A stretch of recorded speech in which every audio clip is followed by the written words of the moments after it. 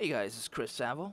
It's chrissaville.com and chrissaville.biz, and I'm going through a video series, and it's called "How to Increase Your Quality and Value of Your Photos."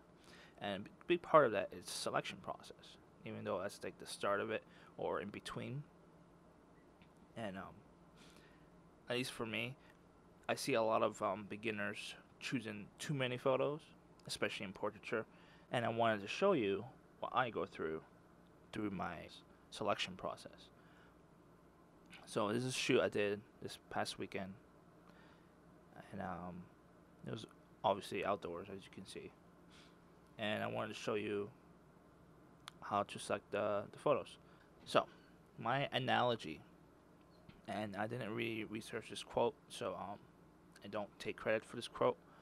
So my analogy is if you have $1, it doesn't hold its value in $20.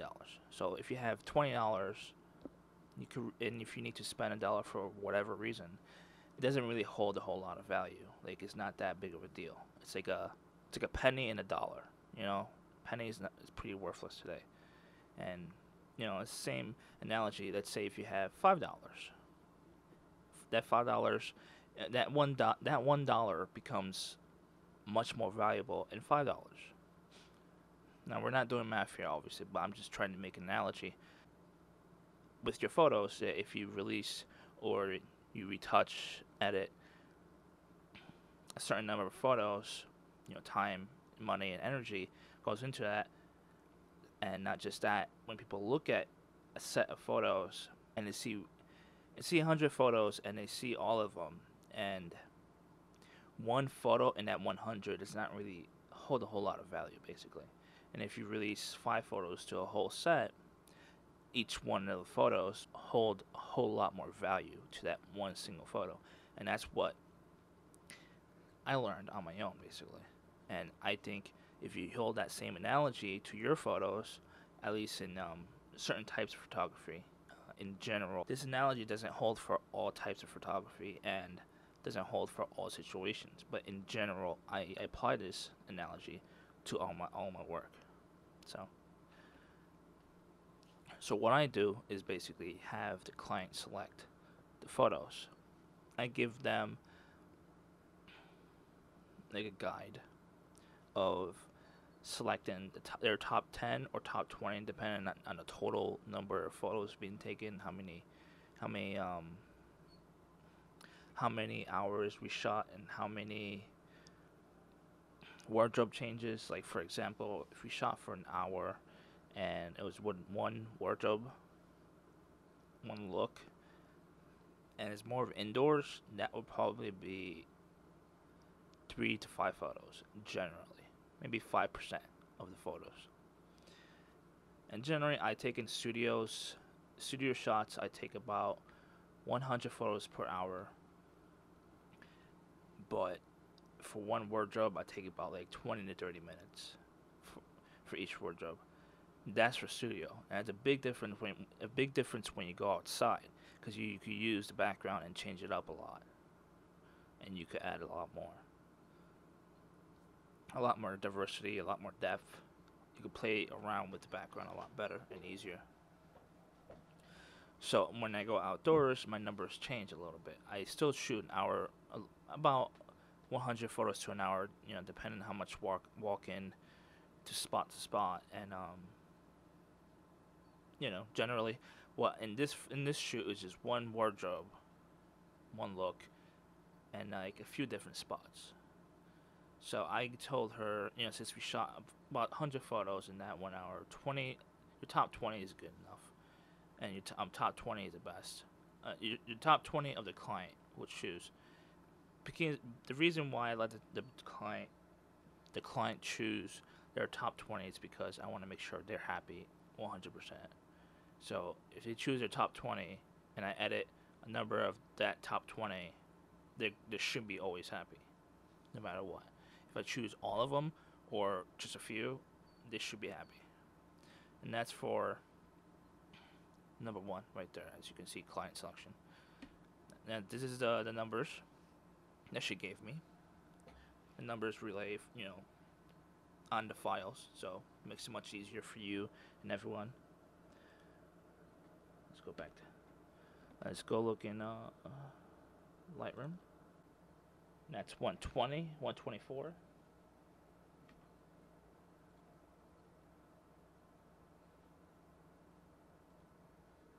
And what I do is in Lightroom, I color code them, and I normally color code the ones that client chose. Anything but red and blue. Red and blue is my selections, and they're like the top selections. So I normally put yellow or green, depends what I feel. We'll skip this, and I'll show you the magic of editing. If you won't have to look at each one I did, okay? And now in Lightroom, and automatically I have all the yellow selected. So what I normally do is just click on the yellow, as their the client selections, and the only ones that will show up is the client selections.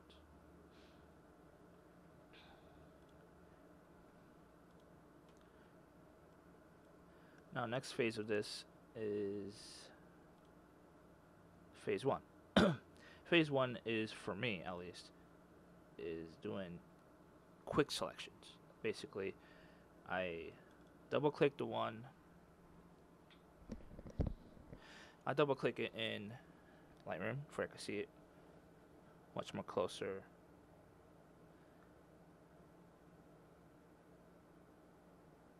And look at it for a little bit. See if I like it or not. If I like it, I would mark it red or blue. Red being really good, I like it a lot. But blue is a must. Basically, I must have it.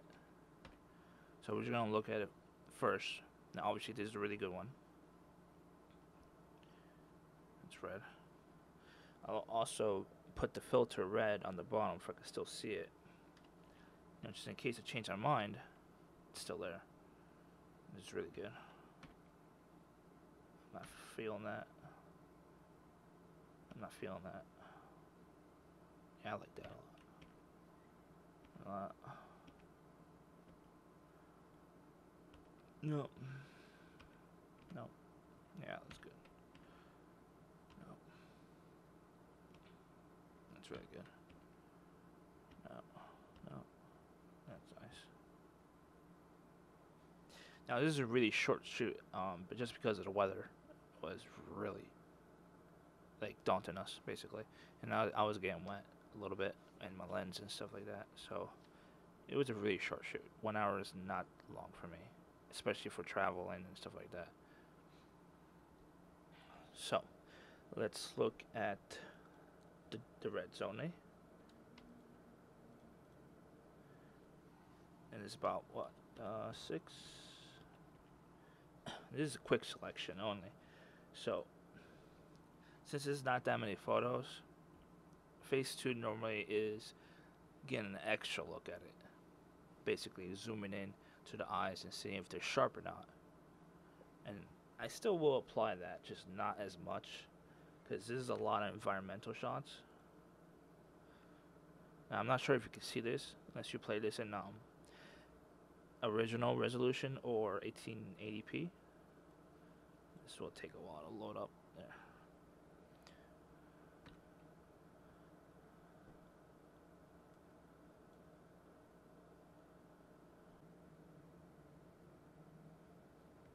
Alright, so that's the 6, and that's the second phase. Let's go on the next phase. Actually, third phase is basically applying the basic colors and lighting selections. Sometimes, I'm not talking about the editing phase, because this to me is not editing, even though you're just putting your own style, like colors, lighting, and stuff like that. Now, I'm just going to skip through and cut it here and show you the end result, obviously, because it's not an editing video, it's a selection video. And part of the selection on the third phase for me is seeing it how it will look on an overall scale with the lighting and colors adjustments.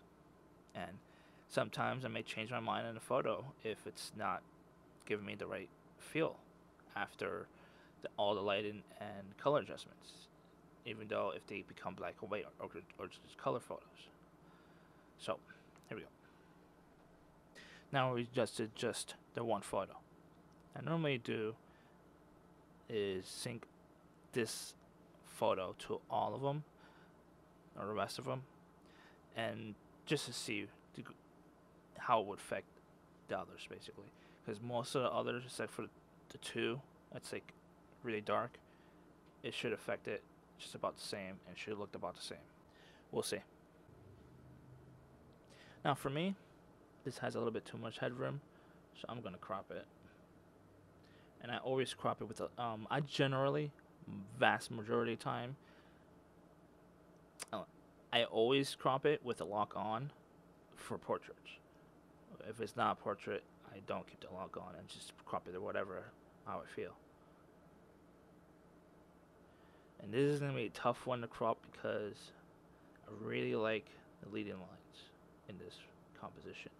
But the headroom is a little bit too much for me. And that's a little better right there. Just saying. That's what I would do. And her shadow areas seemed a little too dark for me. I'll just adjust that a little bit. And move on.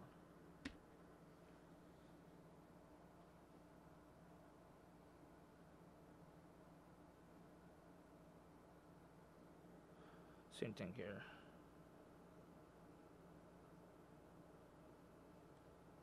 Actually, I'm going to give her a little bit extra shadow. That's it.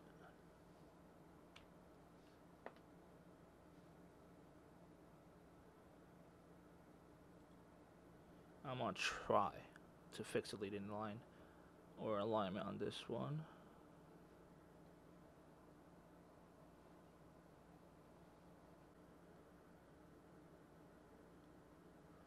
Now, for me and my taste, I generally do not like greens to really overpower the models. So I desaturate it and darken it a little bit, the greens. Alright, so this is the final 6 photos out of a 1 hour photo shoot I had with Jess. And the selection process is it's a little easier and faster if you have a lot less photos of your shot. But what I would have actually liked is shoot more for I could have a much more diverse photo shoot and final photos. Like between these two right here, these look a little too similar. Generally, I would have just one of these. I might still eliminate this one right here. I'm not 100% sure on this photo, but I definitely love this photo because I'm in this photo shoot. For me, I'm really going for a lot of natural feel, as you can see. I might make one more adjustment, and that would be color temperature. Yeah, color temperature made a huge difference in these photos.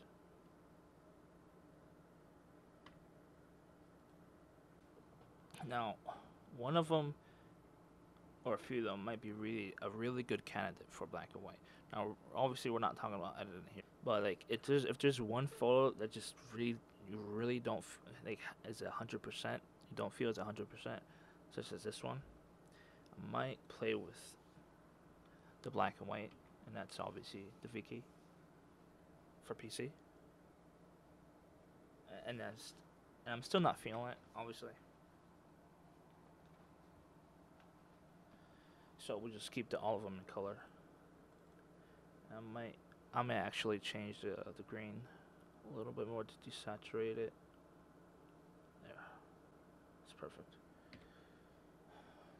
And that's basically it.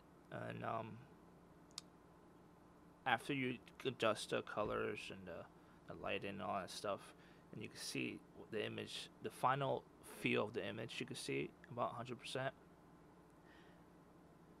And then you can still make more selections and more elimination in that sense. It's hard to show you now because I don't have a whole lot of photos, and this is my only shoot I did recently. So that's pretty much phase 3. and that's 6 photos, about maybe 5 photos out of 100, and these photos will be sent to skin retouching phase, which is, you know, it's not selection phase, it's just an end phase of mine.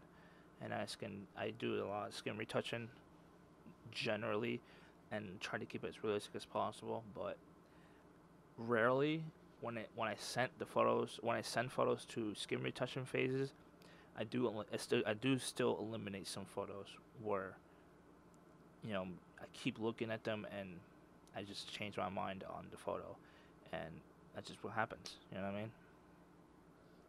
Here, I'll show you an example. I'll show you an example of certain situations. Right here, or Alexia Pink. I'll show you some samples with her. See, I like this photo. I like these photos a lot. Just the wardrobe is a little too distracting, and the light is a little too overpowering for me, and I really can't fix that. So I did change that into a black and white, and it's still bothering me a little bit. So I did send that to skin retouching, but as of now, I think I changed my mind on it. And this one I really love a lot, but it's really soft and it's shot at 1.8, which is not a good number to shoot portrait, but I really wanted to blur out the entire background, like, and get a nice shot of her. But it's very risky to get a very sharp focus on the eye on 1.8. So it's kind of eliminated. I may change my mind, I may not. It's still up in the air, basically.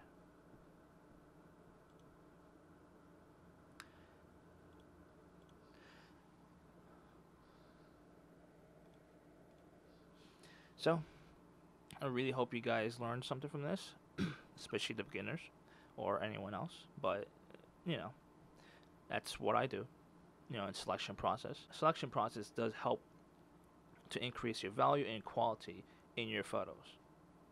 Now, I'm not saying my way of doing it is the best way, but that's how I do it in my photography and for the type of photography I do.